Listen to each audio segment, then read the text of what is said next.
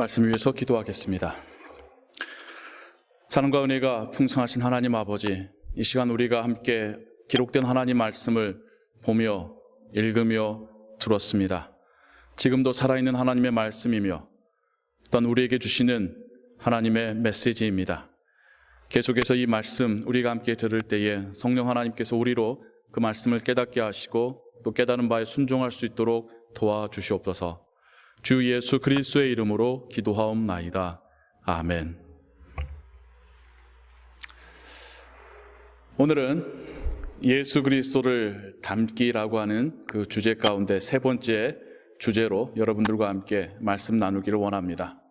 우리가 첫 번째 그 주제, 공감이라고 하는 주제를 통하여서 하나님이 우리와 공감하시는, 예수 그리스도께서 연약한 자들과 공감하셨던 이야기들을 함께 살펴보며, 하나님이 이제는 우리가 세상과 또 우리 주변에 하나님의 은혜가 필요한 자들과 공감하길 원하신다라고 하는 말씀을 함께 나누었습니다. 두 번째 주제로 포용을 함께 생각해 봤죠. 차별이나 정죄가 아닌 포용. 우리 그리스도인들은 하나님 말씀이 진리이고 하나님이 진리시다라고 하는 것에 자칫 내가 하나님 편에 서 있으니 내가 진리이고 나와 다른 사람들은 틀렸다라고 정죄하기가 쉽습니다. 우리가 하나님 편에 설 수 있는 것은 하나님이 은혜로 우리를 불러주심이지 우리가 거룩해서거나 우리가 의로워서는 아닌데요. 바리새인들이, 서기관들이, 제사장들이 가졌었던 오류가 바로 그런 오류입니다. 그 누구보다도 의로우셨던 주님께서는 죄인들에 대하여서 차별이나 정죄가 아닌 포용의 모습을 보여주셨습니다. 그 은혜로 우리도 주님께 부름받고 그 은혜로 구원받고 하나님의 자녀가 되었습니다. 이젠 하나님이 우리를 통하여서 또 다른 그 누군가에게 상처 입고 우리 사회의 구석에 있는 그 사람들에게 차별이나 정죄가 아닌 포용의 은혜를 보여주시기를 원하심을 우리가 함께 깨달았습니다. 세 번째 시간입니다. 여러분, 오늘 우리가 함께 또 들은 성경의 말씀, 너무나도 유명한 말씀 중에 하나이지요. 겟세마네 동산에서의 예수님의 기도의 장면입니다. 이 기도는 예수님께서 이제 곧 로마 병정에게 잡히시고 모진 고문을 당하시고 십자가에서 죽으시기 그 직전의 기도입니다. 우리는 이 기도 가운데서 조금 생소한 표현을 보게 됩니다. 예수님께서 하나님께 이렇게 기도해요. 아버지여, 만일 아버지의 뜻이면 이 잔을 내게서 옮기시옵소서. 무슨 의미입니까? 그냥 그대로 거기에 담겨져 있는 예수님의 마음은 무엇이겠습니까? 아버지, 가능하시다면 이 잔을, 이 고난의 잔을 저에게서 옮겨 주십시오 라고 기도하고 계십니다. 제가 하나님 말씀을 잘 이해하지 못할 때에, 성경을 읽을 때에 이 부분에서 항상 조금 퀘스천 마크가 있었어요. 복음서에 기록된 예수님의 말씀과 행동을 보면 그 어디에서도 예수님께서 조금이라도 하늘아버지의 뜻에 본인의 뜻을 드러내신다던가 혹은 다른 생각을 말씀하신다던가 그런 걸 본 적이 없습니다. 항상 사람들에게도 나는 하늘아버지의 뜻을 따라서 말하고 순종한다 라고 말씀하고 계시니까요. 그런데 이 마지막 기도에서만큼은 예수님의 그 인간적인 마음이 드러나고 있습니다. 예수님조차도 이제 앞으로 당하실 그 고난이 두렵고 떨리고 복잡하고 힘들었던 거죠. 예수님께서도 하나님께 이 마지막 순간에서만큼은 아버지 하실 수만 있다면 이 고난을 저에게서 옮겨 주옵소서라고 기도하십니다. 그러나 기도를 마칠 때쯤에 예수님의 그 기도는 이렇게 바뀌어져 있죠. 아버지의 뜻대로 되기를 원하나이다. 하나님께 자신의 뜻을 살짝 말씀드려 봤었던 예수님이 그 기도의 말미에서는 결국 아버지의 뜻대로 되기를 원합니다라고 기도를 마치고 계십니다. 본인의 뜻을 관철하는 것을 포기하고 계시는 겁니다. 본인의 뜻을 내려놓고 하나님 아버지의 뜻을 따르겠다라고 결정하신 것입니다. 포기라는 단어를 한번 생각해 보길 원합니다. 예수님의 삶은 시작에서부터 포기로 시작이 되었습니다. 하늘의 영광과 권세를 다 포기하시고 이 땅에 내려오신 겁니다.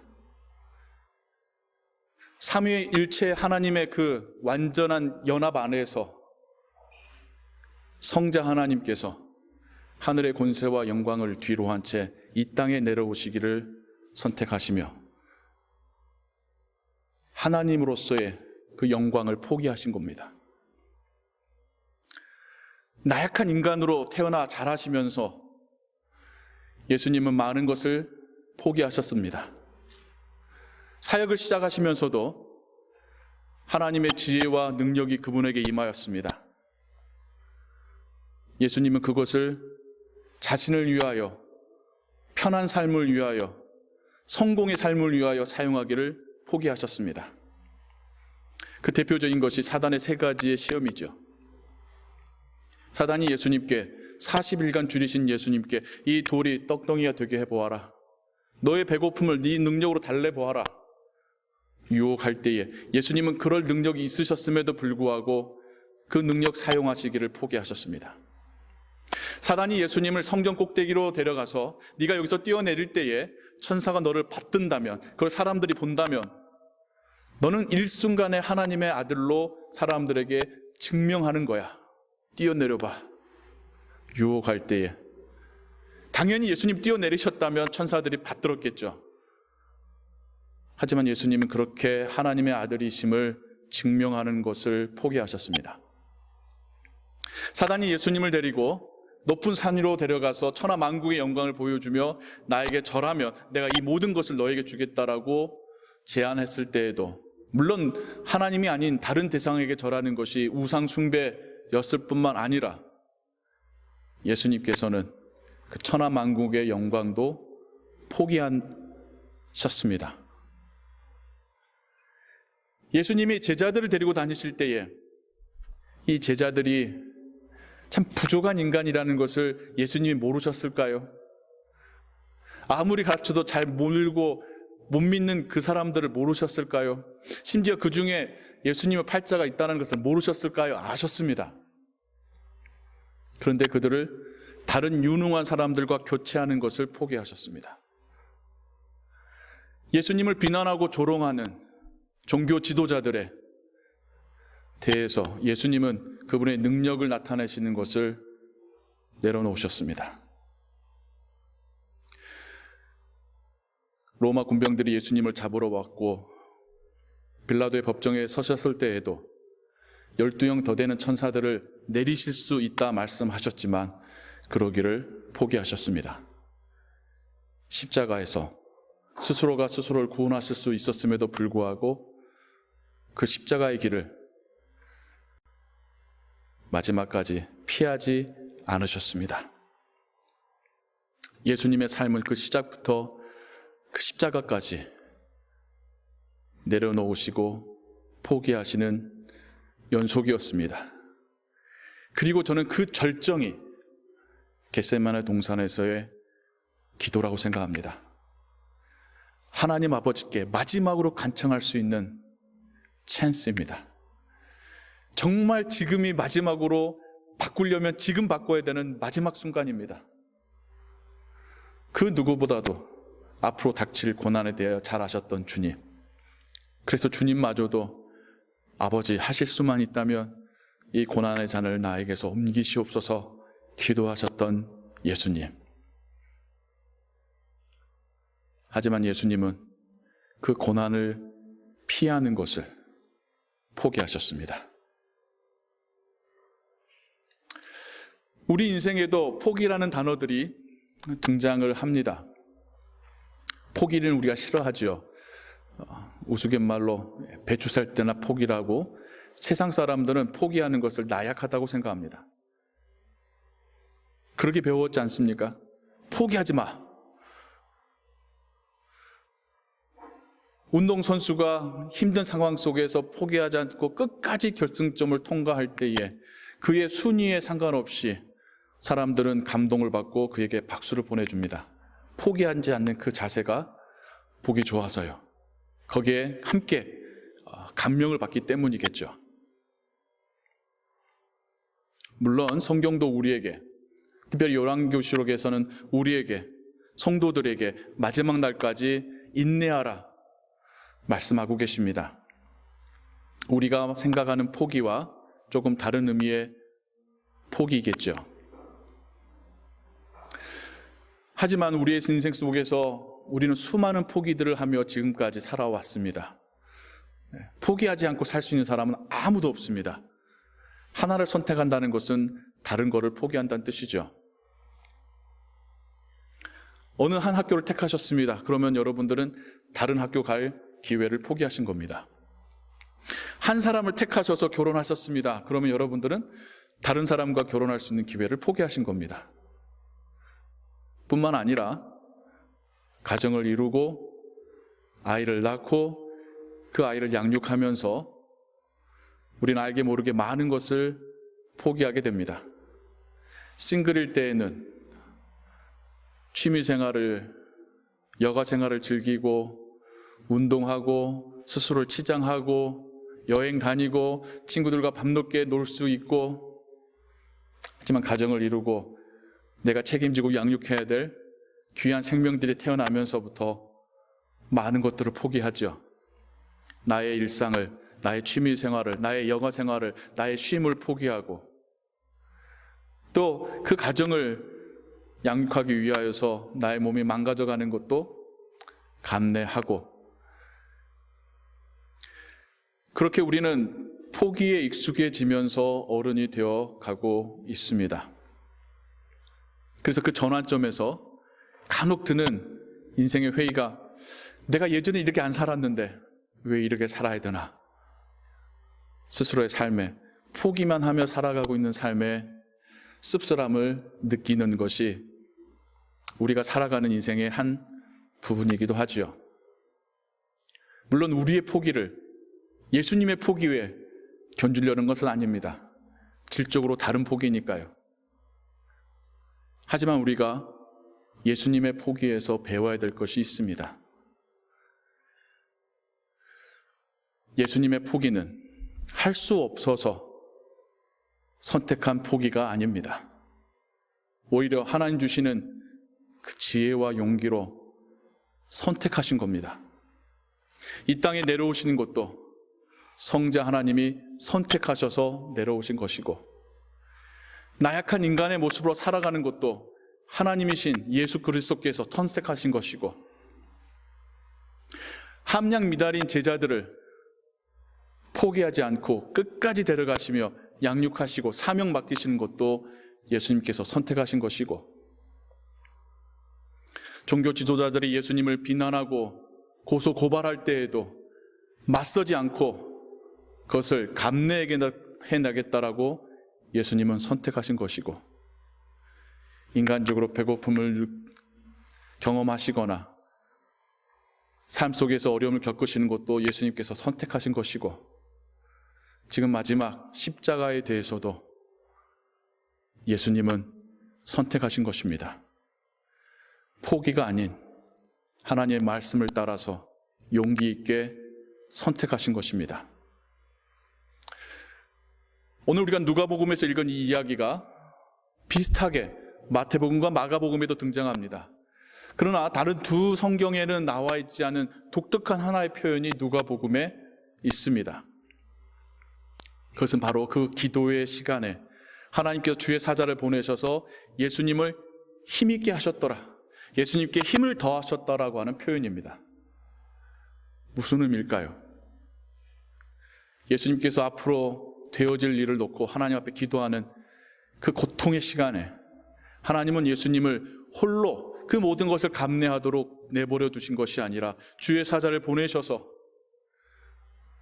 이 일이 어떤 의미가 있는지, 이 일의 결과가 어떻게 드러날 것인지, 그리고 알게 하셨을 뿐만 아니라 예수님의 마음 가운데 용기 또한 주셨겠지요. 그렇게 예수님께서는 또한 결단하실 수 있으셨습니다. 우리가 예수님의 포기로부터 배우기를 원합니다.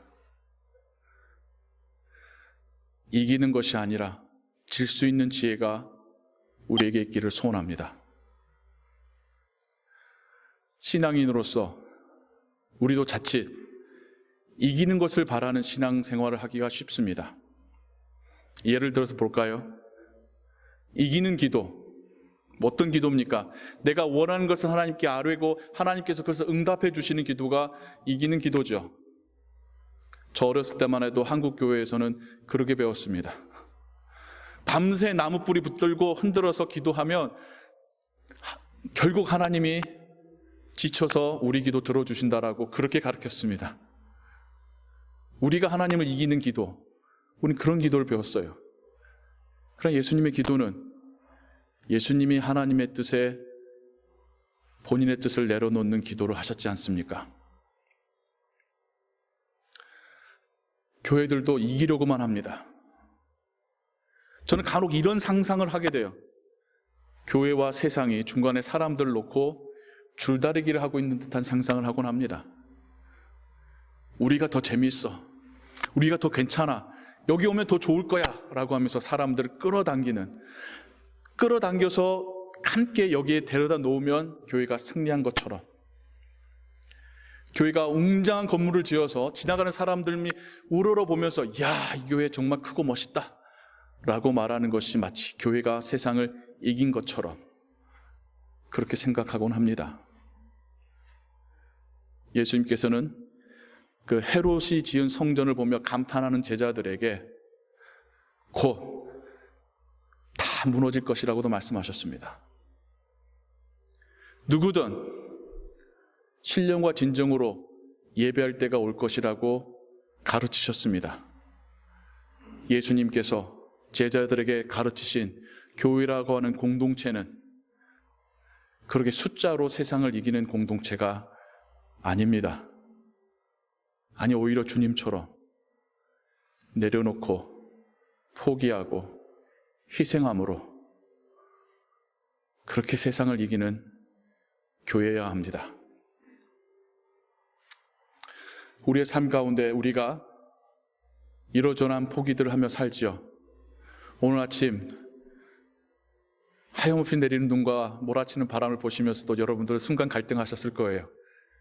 온라인으로도 방송하는데 집에서 할까? 하지만 여러분들은 온라인으로 방송에 참여하시는 분들 상처받지 않길 바랍니다.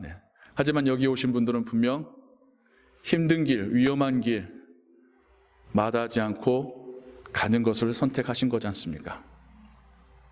여러분 일상 중에 여러분들의 유혹이 올 때가 있습니다. 잠깐 눈을 감고 거짓말하면 더 이익 볼 수 있는데, 더 편해질 수 있는데, 더 쉬워질 수 있는데, 그때 예수님의 겟세마나의 기도를 떠올리시며 그런 방법들을 포기하시기 바랍니다. 그게 성경에서는 순종이고 희생이고 섬김이라고 또한 말하고 있습니다. 우리는 이기려고 신앙생활하는 것이 아니라 이미 하나님이 우리를 이기게 하셨으니 이젠 주님처럼 내려놓으려고 신앙생활하는 사람들입니다. 우리가 이기려고 해서 이길 수 있는 대상은 아무도 없습니다. 심지어 우리의 자녀마저도요. 하지만 우리가 하나님의 거룩한 뜻 앞에 우리의 자존심을, 우리의 의지를, 우리의 고집을 내려놓을 때에 하나님이 승리하실 줄을 믿습니다. 주님도 십자가를 두고 그렇게 간절히 기도하셨으나 하나님이 주시는 그 힘으로 그 모든 것을 내려놓으실 수 있으셨습니다. 하나님 아버지께서 성령을 통하여서 우리에게 그러한 지혜와 용기 주시기를 소원합니다. 우리의 삶 속에서 진정으로 내려놓는 것이 무엇인지, 진정으로 내가 지고 하나님께서 이기시는 것이 무엇인지를 경험하고, 그로 인하여 하나님을 찬양하고, 그렇게 신앙이 한 걸음 한 걸음 자라가시는 여러분들 되시기를 주님의 이름으로 축원합니다. 기도하겠습니다. 사랑과 은혜의 하나님 아버지, 예수님께서도 그 마지막 순간에 그 답답함을, 고통스러움을 하나님께 아뢰었습니다. 하지만 하나님께서 천사를 통하여 도우시고 힘주심으로 인하여 아버지의 뜻대로 되기를 원하나이다 고백하며 결단하며 십자가의 길을 걸어가셨습니다. 우리가 주님 닮는 제자 되기를 원합니다. 이기려고 하고 내 뜻을 관철하려 하고 내 뜻대로 되기를 원하는 삶이 아니라 하나님의 거룩한 뜻이 드러나고 하나님이 승리하시고 하나님이 영광 받기 위하여 나는 낮아지고 나는 내려놓고 나는 포기하는 삶을 살게 하옵소서. 성령 하나님, 우리를 도우시고 우리와 동행하여 주옵소서. 주 예수 그리스도의 이름으로 기도하옵나이다. 아멘.